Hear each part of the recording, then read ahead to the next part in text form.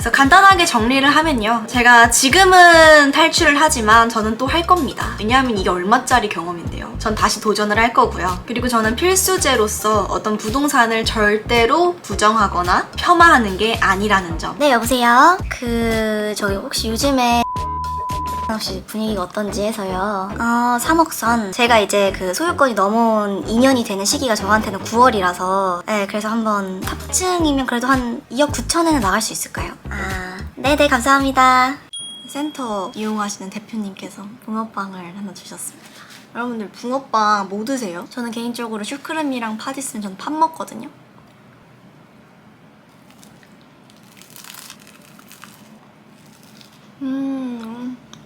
안녕하세요 여러분들, 플라리스 유진입니다. 오늘은 조금 특별한 시간을 준비를 해봤어요. 이름하여 탈출 프로젝트란 이름으로 진행이 될 것 같은데요. 개인적으로 패착이라고 생각을 하긴 하는데요. 그래도 있는 그대로를 한번 담아보려고 하거든요. 왜냐하면 이 채널 자체가 제 개인적인 자본주의 항해일지도 있기 때문에 정말 있는 그대로 다 담아보려고 합니다. 어떻게 보면 잘못된 의사결정이었지만 그래도 의미 있는 경험으로 기록을 해보려고 해요. 본격적으로 이 이야기를 하기에 앞서서 두 가지를 정확하게 짚고 넘어가도록 하겠습니다. 첫 번째, 또 할 거냐? 라고 한다면 저는 yes, 당연해요. 무조건 yes예요. 경험했으니까 시행착오를 좀 줄이고 분명한 어떤 목적과 비전을 수립을 한다면 계속 시도를 할 것 같습니다. 왜냐면 경매라는 게 내가 싸게 살 수 있는 기회임은 분명하잖아요. 그리고 두 번째, 김승호 회장님의 돈의 속성에서 모든 비즈니스는 결국 부동산과 금융을 만난다 라고 하셨잖아요. 이게 뭐 아무리 뭐 AI 시대고 뭐 혁신의 시대이기도 하죠. 어떻게 보면 가까운 미래에 우리의 삶이 완전히 뒤바뀔 거고, 뭐 아무리 그렇다고 하더라도 아마도 당분간은 본질적인 공간에 대한 가치가 훼손될 일은 없을 것 같아요. 우리 대부분은 누구나 좋은 환경과 입지를 선호하잖아요. 제가 꼭 영상에 남겨두고 싶은 얘기가 하나 있어요. 이거는 진짜 확실하게 하고 가자고요. 핵심은 저는 여러분들 절대로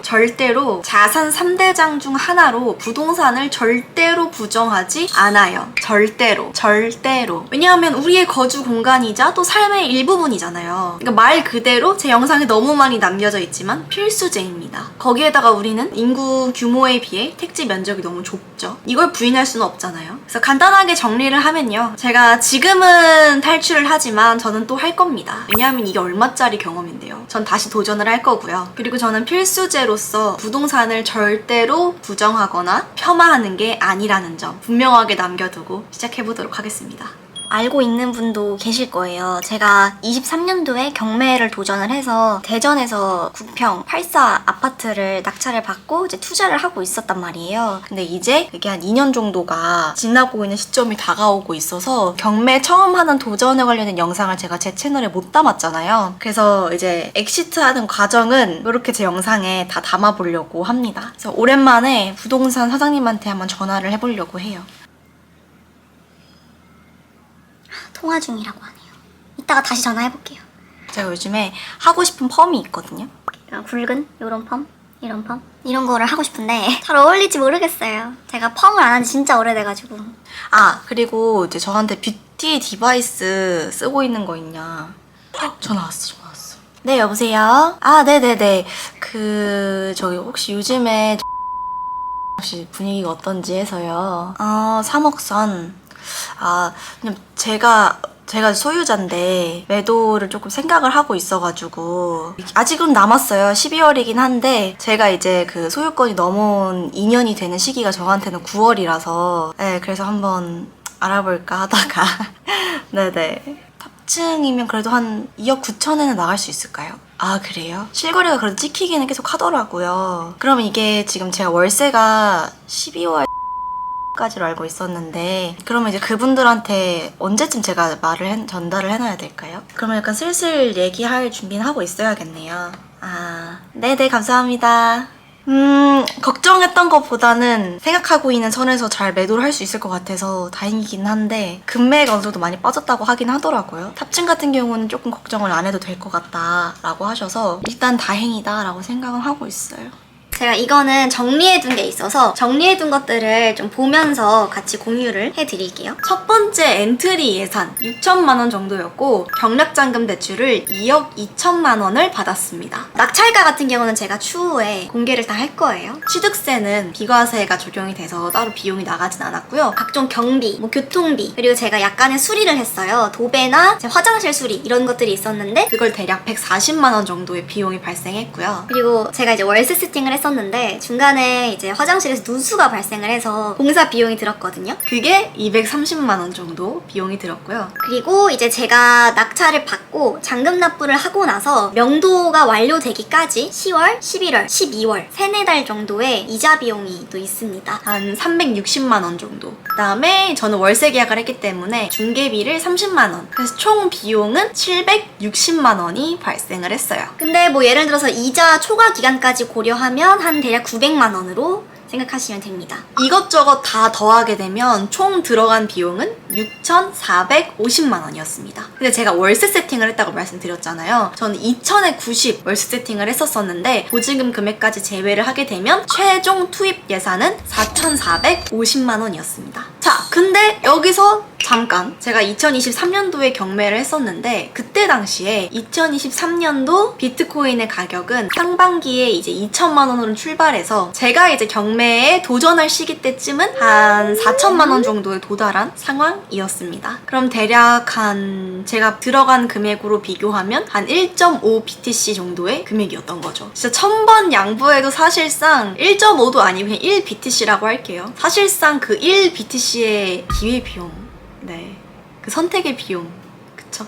그래서 제가 이제 보유하고 있는 아파트의 호가 같은 경우는 1층 기준 한 2억 9천만 원 정도, 그리고 중층은 한 3억 1천, 고층은 한 3억 2천 정도에 형성이 되어 있어요. 호가야 뭐 새로 들어오는 금액이 있을 수도 있고 바뀌니까. 그리고 최근 실거래가는 2층 기준으로 2억 9천만 원이었습니다. 자, 이런 상황이라면 뭐 저의 희망, 물론 제 희망이기는 한데 폴라리스 유진의 탈출 목표 금액은 3억입니다. 그래서 일단은 제가 부동산 사장님이랑 한번 통화를 했었어요. 그래서 3억 500만 원 정도의 물건을 내놓는 걸로 이야기가 되어 있는 상태고요. 본격적인 탈출 작업을 개시하기로 했습니다. 만약에 제가 3억의 탈출을 성공한다면 1차적으로 제가 보증금을 반환을 하겠죠. 그리고 애초에 받은 대출금을 제가 상환하게 되면 한 6천만 원이에요. 6천만 원이기 때문에 애초에 투입된 시드, 그러니까 대략 4,450만 원을 회수하고 1차 수익은 대략 한 1,550만 원 정도로 지금 추정이 됩니다. 그럼 이제 여기서 일부 세금이랑 법무 비용이랑 중개 비용 이런 부분들을 차감하게 되면 최종 수익을 알 수 있겠죠. 제가 옛날에 폴라리스 오프라인 모임 때도 한번 이야기를 했었고 제 영상에서 남겨놨었지만 그 사실상 자본주의의 표준 지수 한 S&P 500 정도? 대략 러프하게 연간 한 10% 정도의 성과만 내도 그렇게 크게 문제될 만한 투자는 아닐 것 같아요. 근데 만약에 시점을 고려한다고 했을 때 분명 더 나은 선택지가 있었는데 당시에는 어떻게 보면 경험을 베팅한 케이스이다 보니까 네, 이 점을 참고해 주시면 좋을 것 같습니다. 그럼 만약에 여기서 더 나은 선택지는 뭐가 있었냐라고 한다면 뭐 예를 들면 아까 이야기했었던 비트코인도 있고요. 아니면 뭐 팔란티어도 있습니다. 근데 저는 지금도 비트코인이랑 팔란티어는 매도를 하지 않고 계속 보유를 하고 있어요.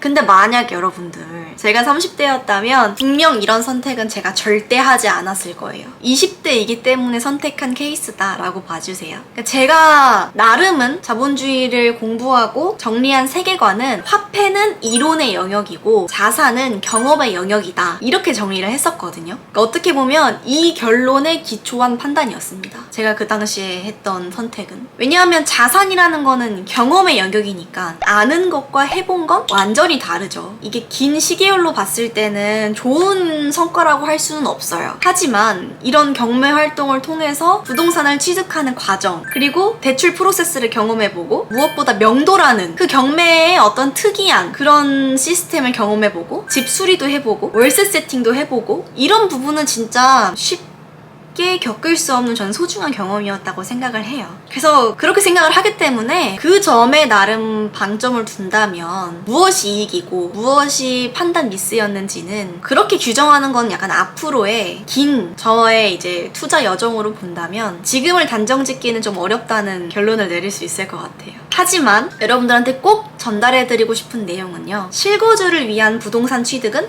오케이라고 생각합니다. 단 어떤 지방 소액 투자로 인해서 다주택자가 되는 길은 정말 깊은 고민을 해봐야 된다고 생각해요. 특히 부동산은 분할 매도가 안 된다는 점, 그리고 생각보다 정말 많은 변수가 있다는 점, 충분히 고민해봐야 되는 부분입니다. 특히 금리, 연준의 통화 정책도 고려해봐야 되고요. 정부의 부동산 정책도 중요합니다. 그렇기 때문에 어떤 투자 목적의 접근은 정말 신중하게 판단하시고 선택하시길 바래요. 제 영상에 많이 나온 그 막연한 과거의 성공 방정식, 거기에 기댄 판단은 성과를 떠나서 사실상 리스크가 너무 크다고 볼 수 있거든요. 자, 그래서 결론이 뭐냐? 이 영상을 보고 계신 분들이 만약 사회 초년생이라면 저는 강력하게 비추합니다. 그러니까 지방 소액 경매 투자는요, 진짜 어느 정도 여유가 있는, 그러니까 어떤 변수에 잘 대응할 수 있는 사람한테 좀 더 해당이 되는 것 같아요. 그러니까 막연함으로 접근하는 건 위험하다는 걸 이야기하고 싶은 거고요. 물론 뭐 목적성이 뚜렷한, 아까 얘기했던 예를 들어 실거주가 목적이라면 뭐 주거 안정이라는 점을 고려하면 저는 괜찮다고 생각해요. 나름 의미가 있다, 이렇게 얘기할 수 있을 것 같기는 해요. 심지어 너무 중요합니다. 심지어 제 영상을 보고 계신 분들 중에서 이제 막 화폐를 자산으로 바꾸고 계신 분들, 그 분들이라면 개별주까지는 아니더라도 차라리 국내 나스닥 액티브 ETF를 추천을 드릴게요. 다시 돌아와서 이번 어떤 탈출 계획 모든 과정을 다 공개할 겁니다. 다 공개할 거예요, 진짜. 다. 어떻게 보면 저도 그렇게 쉬운 결정은 아니었거든요. 아니었는데 아직은 나이가 어려서 리얼로 다 공개를 한번 해보려고 해요. 뭐 실패도 경험이잖아요. 그쵸? 그리고 지금도 이게 진행 중인 단계이기 때문에 여러 이해 당사자들이 있는 상황이라서 지금 당장 어떤 물건을 공개하고 디테일한 부분을 다 공개하기까지는 조금 어려워요. 일단은 이번 영상에선 이렇게 대략적으로 미리 말씀드린다는 점 알려드리고요. 앞으로 이 컨텐츠가 몇 회까지 가게 될지는 모르겠어요. 근데 최종적으로 잘 정리가 된 이후로는 다 공개해드리도록 하겠습니다. 04년생의 인생 첫 부동산 투자 탈출 과정이 궁금하시다면 구독 한 번씩 눌러주시고요. 그럼 저는 다음 영상으로 찾아올게요. 여러분들 안녕!